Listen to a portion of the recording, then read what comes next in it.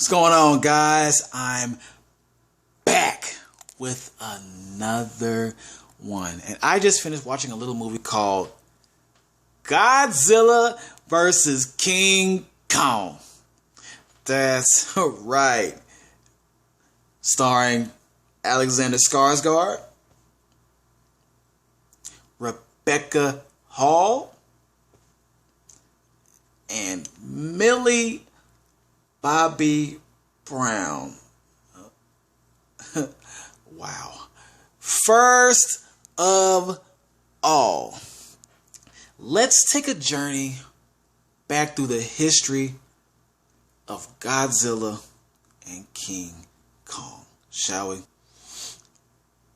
Let's go all the way back to the old school black and white Godzilla and King Kong movies. All right, then let's fast forward a little bit, maybe a lot of bit, all the way up to the 1998 Godzilla release, or whatever you wanted to call that. Then let's move on to the 2005 King Kong, which starred Jack Black, which I didn't expect to do good, because I didn't expect Jack Black to be in a movie like that, but he did a very good job, surprisingly. Alright. Then after that, there was another Godzilla movie in 2014.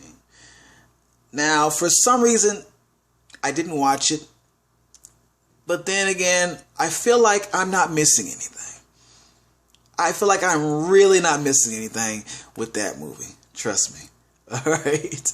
Because after that, there was Kong Skull Island, which I really enjoyed. I really enjoyed that movie right there. Then after that, Godzilla tried to come back with King of Monsters. For whatever that was. For whatever that was trying to be. And now we have Godzilla versus King Kong. So the real question is, can Godzilla versus King Kong at least be as good as Kong Skull Island? Because that was my favorite out of all those movies they put out. That was the only one that I felt invested in. So it has to either be as good or better. We're about to see. Let's go. Godzilla versus King Kong. For those who don't know, for those who are not aware, if you're not aware, I'm assuming you don't have any devices in the house that have screens on them, because this was everywhere. This is being advertised all over the place. This was almost as hyped up as the Mike Tyson versus Roy Jones fight. Alright? Almost like that. Except these are monsters and it's not real. Alright, so you should know. There's no excuses. You should know about this. Let's go. Godzilla versus King Kong. It's pretty much about the first time that Godzilla and King Kong meet. And yeah, they've done this before back in the day in the old school movies. But this is for the new era. Alright? And so Godzilla and King Kong, they meet up through manipulation of Apex corporations. Alright? For some reason, Godzilla has a chip on his shoulder about that company. And he's trying to attack their headquarters or anything that has to do with Apex Corporation. Therefore, they felt the need to get King Kong against Godzilla. Alright? And let them fight it out.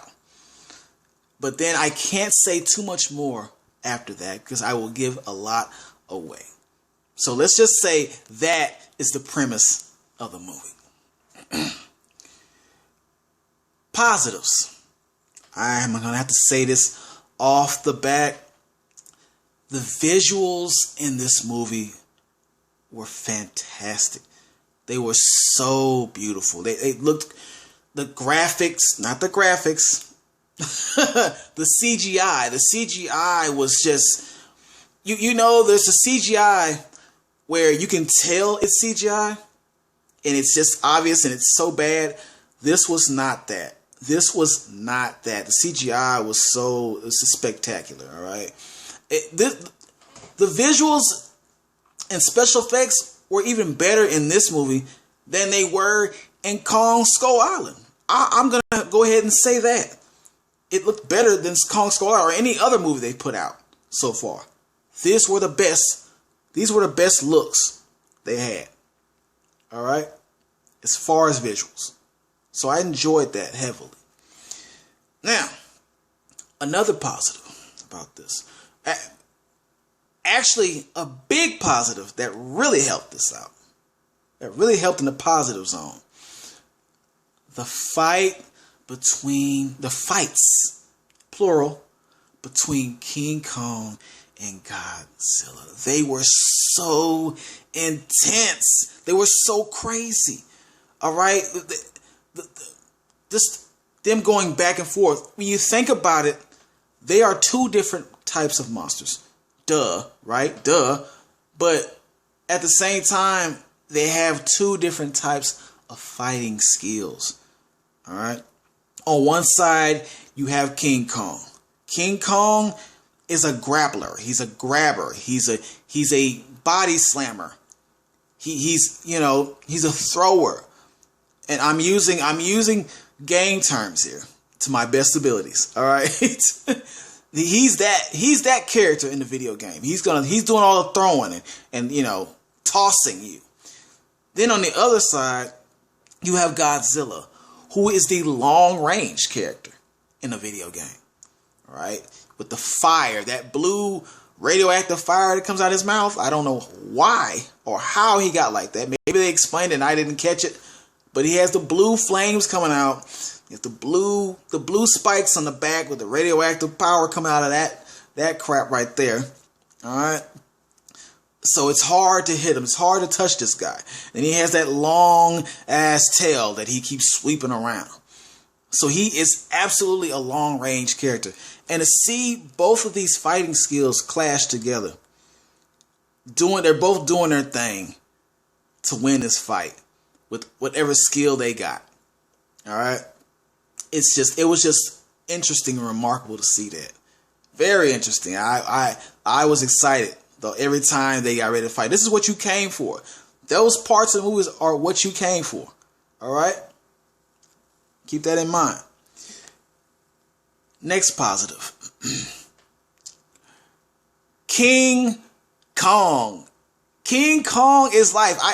I say that because I've always been team King Kong. I always cut it for King Kong. In all the movies in the back in the day. All right?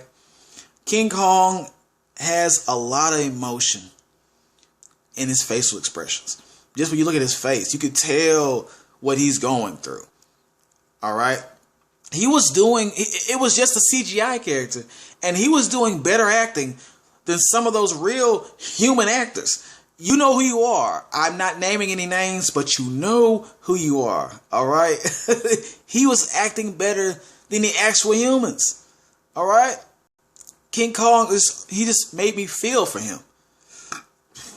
I felt the emotion. All right. With Godzilla, there is no emotion. He's just, you can look in his eyes and see nothing there. He's just ready to attack. And I'm not saying that Godzilla is a bad monster for that, but I just don't ride with Godzilla like I ride with King Kong. I'm sorry. King Kong is the man, and he's not a man. Alright? King Kong. Team King Kong, man. All the way. All the way. Now, let's get into the negatives.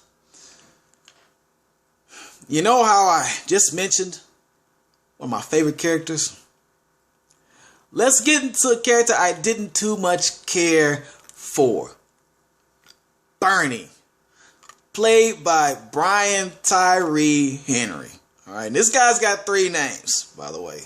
Three first names. Okay, Tyree. Let me say this: this character Bernie is a conspiracy theorist.